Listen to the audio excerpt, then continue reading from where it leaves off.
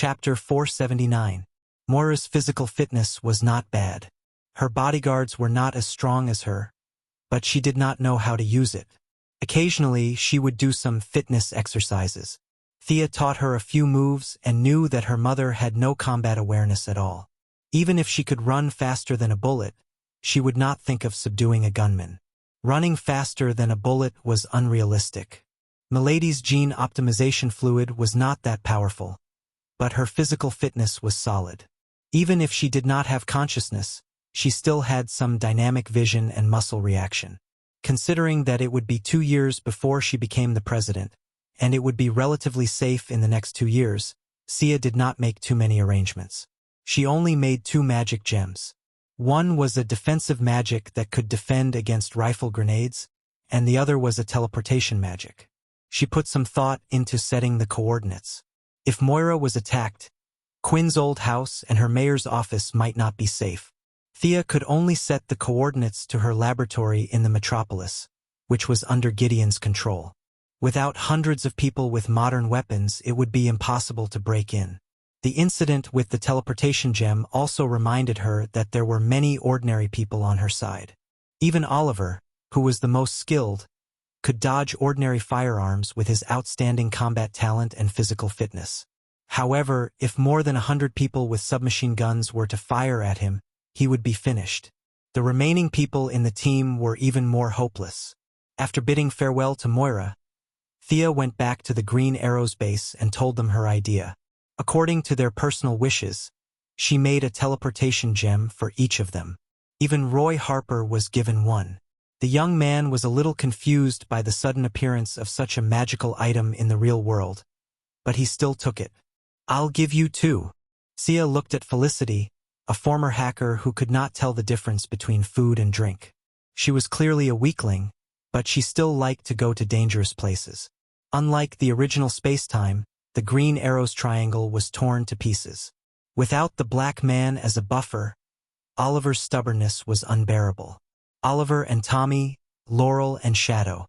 The 4 of them were intertwined with each other. Outsiders would feel dizzy just by looking at them. No one would want to get involved. In this space-time, Felicity and Oliver's relationship was only SOSO. Although she didn't go to the metropolis to take care of her mother, she stayed in Star City instead. She only helped out a few times because of Laurel, her sister. She stayed in the Green Arrow team as a family member. Considering her nature of seeking death, Thea had also injected her with the gene optimization fluid. However, she was the same type as Moira. In layman's terms, she was trash. It was useless to give her the physique of a new god. She made a few gems on the spot and taught them how to use them. Thea told them to learn the common language well before she left Star City. Her relatives and friends all had teleportation gems, and Diana naturally wouldn't forget about it. Although Thea didn't think that there was anyone who could beat Diana to the point that she couldn't fight back, she still had to be prepared. Diana's thoughts were similar to what she had expected. She was about to run away. Could Earth still be saved? However, she still accepted the teleportation gems modestly. With Thea's frequent actions, more and more people, not just in the metropolis, realized that aliens did exist. There were few fools in modern society, especially after seeing that the officials didn't refute the rumors but instead acquiesced to them. Many citizens felt anxious. Thea's learning materials finally caused a sensation. A large number of citizens began to scramble for them. However, she soon found that there were many pessimistic voices on some small forums and social media sites. Aliens were invincible, Earthlings were weak. There were all kinds of opinions. She was overreacting. She saw that the power of Vow on the order scale had decreased by a small amount. She felt that people's hearts were unpredictable. What should she do? Increase the publicity. It was nonsense to tell ordinary people about the Guardians and the new gods. Moreover, Thea couldn't personally tell them about this. She couldn't possibly explain to ordinary people how she knew about this. Therefore, it was necessary for an alien to tell the story. Princess Starfire, whom she met a while ago, was a good candidate. First of all, she was a righteous person. Even if she was scolded, she wouldn't do anything extreme. Secondly, her appearance. If one didn't look at her green eyes, she would definitely be a beauty. In fact, if one got used to it, green eyes wouldn't be unacceptable. When Thea took over the Yellow Lantern Corps, she only remembered asking Superman to arrange a place for her to stay. As for the specific location, she had to ask Superman. She activated her supervision and found Superman at the scene of a fire. Princess Starfire. Bro Superman scratched his head in response to Thea's question. Why? Did something happen to her? No, but I asked the Martian hunters to take care of her, Superman said vaguely. Huh? Thea was confused. Under her continuous questioning, Bro Superman didn't say anything. Then she went to look for the Martian hunters. Only then did she know that Superman's Louise was jealous of Hai Sheng Bo. In order to not cause any conflicts in the family, she could only throw the beautiful Princess Starfire to the Martian hunters. After asking for the address, Thea went to Starfire's apartment. Just as she was about to knock on the door, she saw the door open from the inside. The tall and handsome Nightwing, Dick Grayson, was holding hands with Princess Starfire. They were about to go out. What a coincidence! What a coincidence! After knowing each other for so many years, it was impossible to pretend not to know each other. Dick Grayson could only awkwardly greet Thea. This was a winner in life. Even though he had broken up with Barbara, he still had some feelings for her. Occasionally, they would even have some friendly sex. This was even more impressive. Starfire had only been on Earth for a short period of time, but the two of them had already hooked up. Thea could only admire them. Originally, she was worried that she wasn't familiar with Starfire. Now that Nightwing was acting as the middleman, it was easier for them to talk. Thea forcefully pulled back Nightwing, who was about to run away. Your Broodhaven doesn't need to be saved. You can leave after you finish my business. After briefly explaining her original intention, Thea began to talk about her goal. Miss Starfire, are you willing to do a television program to introduce Earthlings to extraterrestrials? From your point of view, don't scare the citizens but don't nurture their arrogance. Television program?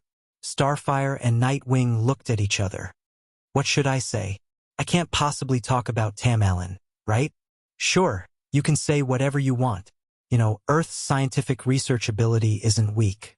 We can bring many extraterrestrial technological products to Earth. At this time, you just have to help promote it. However, in the early stages of the program, there will likely be some negative comments. You have to be mentally prepared. Chapter 480. Spark had come to Earth alone, but she was a playful person. Otherwise, she would not have met Nightwing, who was running around the streets. As a righteous person, she could not rob others even if she did not have any income. Now that Thea offered her a job opportunity, she thought about it carefully. Seeing that Nightwing did not object, she agreed. The TV program definitely couldn't be made boring. If Spark were to read the script on stage alone and talk about extraterrestrials, and the wonders of extraterrestrial technology, no one would watch it. She also had to find an assistant. This person had to be an Earthling with good looks and not afraid of aliens. It would be best if he or she had some experience in recording TV programs. With so many conditions, there were not many candidates, but Thea soon found a suitable candidate. The former anchor lady was recalled to Earth by her. You still want me to do the program? The former anchor lady was a little frustrated. She was forced to do it to make a living. Now that she was so powerful, did she still have to do it? Yes, she had to do it. The young lady's order was unquestionable, so the former anchor lady had to come out again. Spark was not difficult to get along with. Although the anchor lady was still a little unhappy, returning to the program recording site gave her an illusion that it was a lifetime ago. Everything was paved with money. The first episode of the program was broadcasted smoothly. Princess Spark did not need to tell the Earthlings how big the universe was. She just focused on the environment she grew up in and the humanities. The experienced anchor lady asked some questions at the right time, and the two worked well together for the first time. Once the program was broadcasted, the response was not very enthusiastic. However, Spark's beautiful appearance and sincere voice still received some praise. Thea did not expect much abuse, which made her more confident in the follow-up plan. Except for Luther, who was a little dissatisfied that the anchor lady no longer mocked Superman, it was generally very harmonious. The control of Iban Trading Company was in full swing. One of their 15 decision-makers had been secretly controlled by Jared. The next step was to control their active computers and lead the robots to rebel. The Yellow Lantern Corps set things right at the critical moment. They started with the armed forces and gradually nibbled away this neutral universe business alliance. Later, they would develop their forces and feed back some technological equipment to Earth. The neutral camp was the entry point that Thea prepared for Earth to go out of the solar system in the future. After determining the future direction of development, Moira's enthusiasm was unprecedentedly high. In order to expand her network, she decided to hold a grand Christmas dinner in the name of the city government. Naturally, her children were all present. Even Diana, who had a bad premonition, was pulled over by Thea. "Mrs. Quinn, I've heard a lot about you." Diana bowed slightly. Her etiquette was impeccable. It was the etiquette of a junior to an elder. "Miss Prince, I often hear Thea talk about you." Moira was well aware of the relationship between the beautiful woman in front of her and her daughter. Nowadays, this was not a rare thing. Since they were willing, Moira was naturally not dissatisfied. She gently held Diana's hand and said a few words. Soon, other guests arrived. Thea pulled Diana aside. "Your mother is very elegant. She's an amazing person." When Diana saw that a woman had achieved something, she thought that the woman was a good person. This idea was deeply ingrained in her mind and could not be changed. "Yeah. Don't you think she's a bit similar to Queen Hippolyte?" Thea joked. "Huh? That's true. No wonder I feel so close to her." Diana thought about it seriously and nodded solemnly. Thea was amused. These women in power had the same basic characteristics. As if to prove her point, another middle-aged woman chatted with Moira. It was Lex Luthor's mother, Lydithea Luthor. She had brought her daughter, Lena Luthor, to the dinner party. Not long after, Oliver brought Shadow and Tommy brought Laurel to the venue. Moira's ambition was not small this time. She had mobilized all her connections, and with Sia's timely help, there were a lot of politicians on the scene. The vice president, members of Congress, several ministers, and many socialites who had received the invitation were all present. The safety of the politicians could not be neglected. The Super Investigation Bureau of the Heaven's Eye Society had sent their best men to protect the guests. The Martian hunter, who pretended to be cool every day, was also present.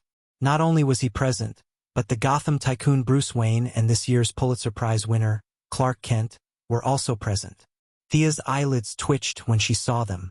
However, they had to pretend not to know each other. This was a severe test for Diana and Superman, whose acting was slightly immature. There were even more irrelevant people, such as Catwoman and Louise Lane, who were relatives, and Damian and Raven, who were there to eat and drink. Thea even saw Spark and Nightwing whispering to each other, which made Barbara, who came with her father, unhappy. Barry Allen, who did not have much combat power, Felicity, a few friends from the Star City Laboratory, Caitlin Snow, her fiancé Ronnie Raymond, and Cisco Ramon were all present. Some of them were Oliver's friends, while others were Thea's friends. With so many young people gathered together, it was quite a lively scene. Seeing Thea sizing up the venue, Diana was a little puzzled. What's wrong? Did something happen? Of course, Thea could not say that with so many heroes with the luck of protagonists gathered together. She would not be surprised if a dark side jumped out in the next second. She laughed awkwardly, indicating that she was fine. However, things in the world were always unpredictable. When you thought of something, the good might not necessarily come, but the bad would definitely come. Pretending to walk past casually, Clark Kent whispered to her with his old-fashioned eyes, "There's a group of people 5 miles away, armed with guns. They seem to be coming here. Also, there seems to be a mole in this venue." Thea immediately activated her supervision to observe the interior of the venue. She did not notice it before, but now she realized that some of the staff present had fierce looks and a fierce temperament. Even though they kept their heads down, she could still see that they were up to no good from the corner of her eyes. Following Superman's instructions, he observed the movement 10 miles away. It was indeed a small gang. There were more than 30 people, and they were armed with all kinds of guns. The leader was a tall and strong man. He was discussing something in 2 trucks. They were heading straight for the city hall. Thea heaved a sigh of relief. There was nothing to be afraid of. She did not know the soldiers, but she had seen a picture of the leader. Wasn't that the brick wall who had recently disappeared? The waiters in the venue were Keanu's men, codenamed White Porcelain, of the Triad. Thea even saw a few men with indescribable Manon characteristics helping in the kitchen.